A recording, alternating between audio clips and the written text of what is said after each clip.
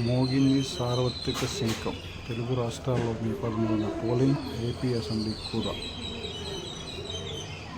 సికింద్రాబాద్ కంటోన్మెంట్తో పాటు 13 రాష్ట్రాల్లోని 26 అసెంబ్లీ స్థానాలకు ఉప ఎన్నిక. 8వ లోక్సభ, 4 రాష్ట్రాల అసెంబ్లీ ఎన్నికలకు షెడ్యూల్ విడుదల. కులం, మతం పేరుతో ఓట్లు అడగడం నిషిద్ధం. ఈసీ స్పష్టీకరణ. ఎన్నికల కోడ్ అమల్లోకి. జూన్ 4న ఫలితాలు. తెలంగాణ, ఏపీలో షెడ్యూల్ ఇలా. నోటిఫికేషన్. నామినేషన్ల స్వీకరణ. Notification April 18. నామినేషన్ల స్వీకరణకు చివరి తేదీ ఏప్రిల్ 25. నామినేషన్ల పరిశీలన ఏప్రిల్ 26.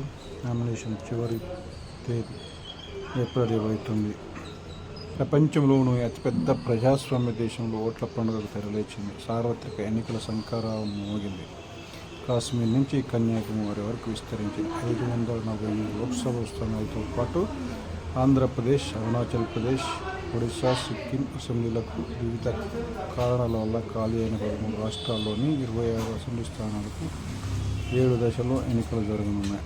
ఏప్రిల్ 12న తొలి విడత పోలింగ్ ఉంటుంది. జూన్ 1న 7వ విడత ఓటింగ్ జరుగుతుంది. అన్నింటికీ కలిపి జూన్ 4న ఓట్ల లెక్కింపు, ఫలితాల వెల్లడి ఉంటుంది. ఇందుకు సంబంధించిన షెడ్యూల్ను కేంద్ర ఎన్నికల సంఘం విడుదల చేసింది. శనివారం సాయంత్రం 3 గంటలకు విజ్ఞాన్ భవన్లో జరిగిన కార్యక్రమం ఎన్నికల కమిషనర్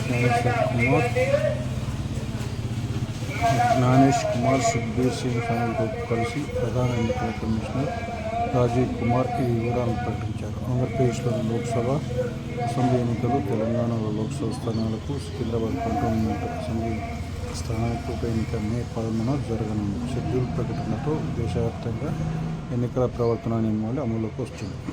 అవే పెద్ద సవాల్. సాంకేతికతను ఉపయోగించి ఈ ఎన్నికల్లో గట్టి నిఘా ఉంచనున్నట్లు రాజీవ్ కుమార్ వెల్లడించారు. ఎన్నికల విధుల్లో ఏ స్థాయిలోని వాలంటీర్లు, కాంట్రాక్టు ఉద్యోగులు నియమించకూడదని స్పష్టం చేశారు. ఎన్నికల్లో కండబలం, ధనబలం తక్కువ సమాచారం.